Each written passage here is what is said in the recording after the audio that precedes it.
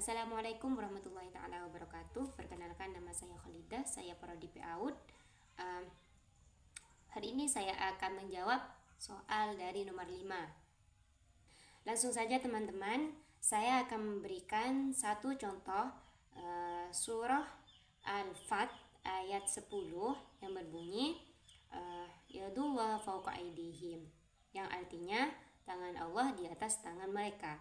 Ini merupakan ayat mutasyabih karena maknanya yang samar.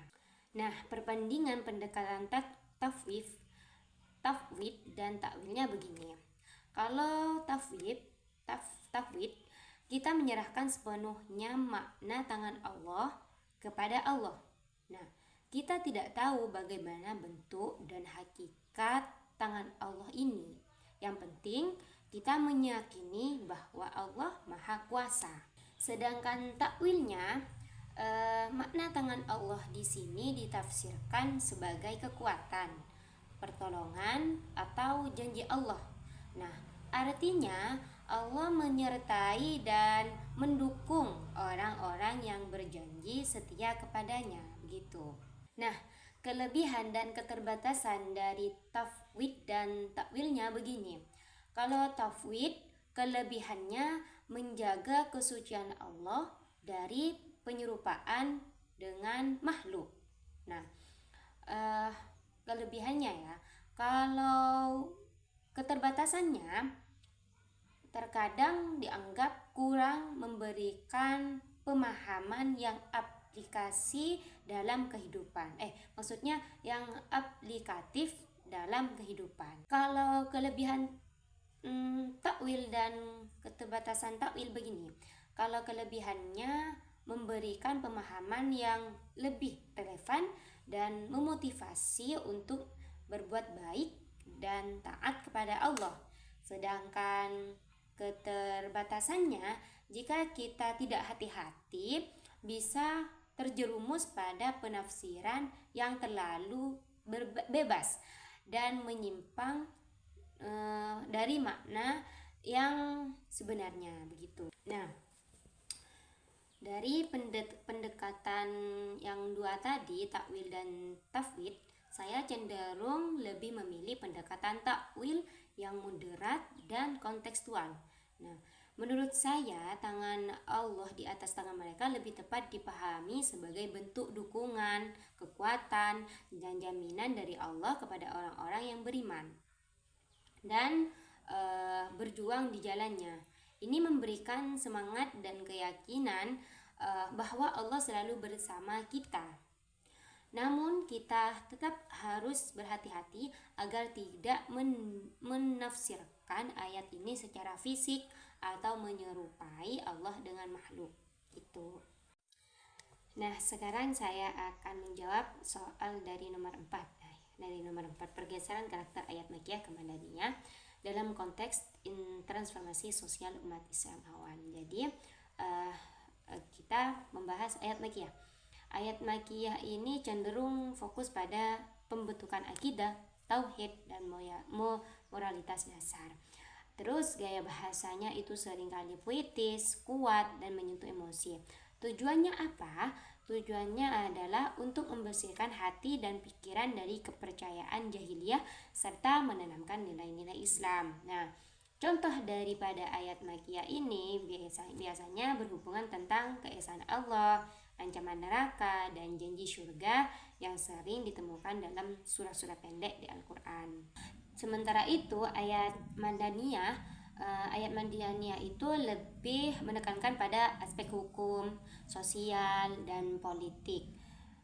Serta gaya bahasanya ayat Madaniyah ini lebih lugas dan detail karena konteksnya adalah membangun masyarakat Islam yang berdaulat. Ayat-ayat ini mengatur tentang pernikahan, warisan, dan hukum pidana, hubungan antar umat beragama, dan sebagainya.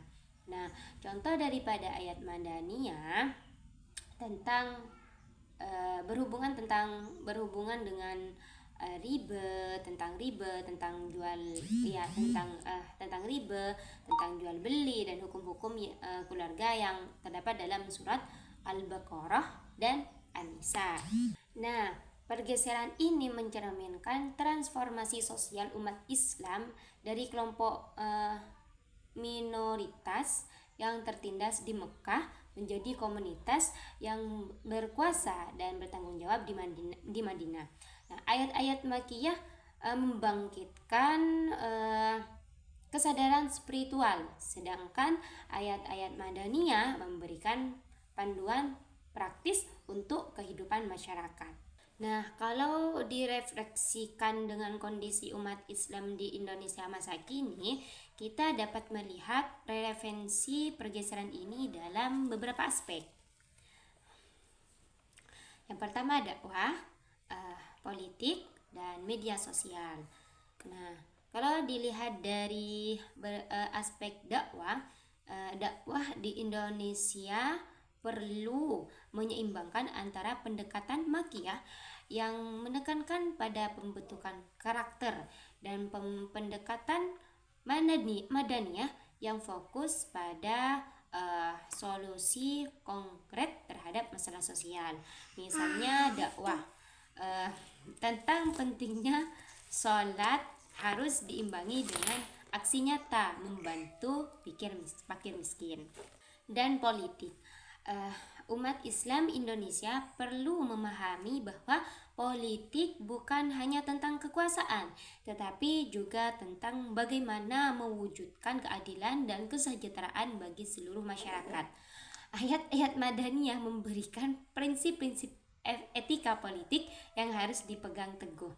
Terus aspek media sosial. Media sosial dapat menjadi sarana efektif untuk menyebarkan nilai-nilai Islam, tetapi juga dapat menjadi sumber fitnah dan perpecahan. Oleh karena itu, umat Islam Indonesia perlu menggunakan media sosial dengan bijak, mengedepankan klarifikasi dan menghindari penyebaran berita bohong gitu. Jadi dengan memahami pergeseran karakter ayat Makkiyah ke Madaniyah, kita dapat lebih arif dalam menghadapi berbagai tantangan di era modern ini.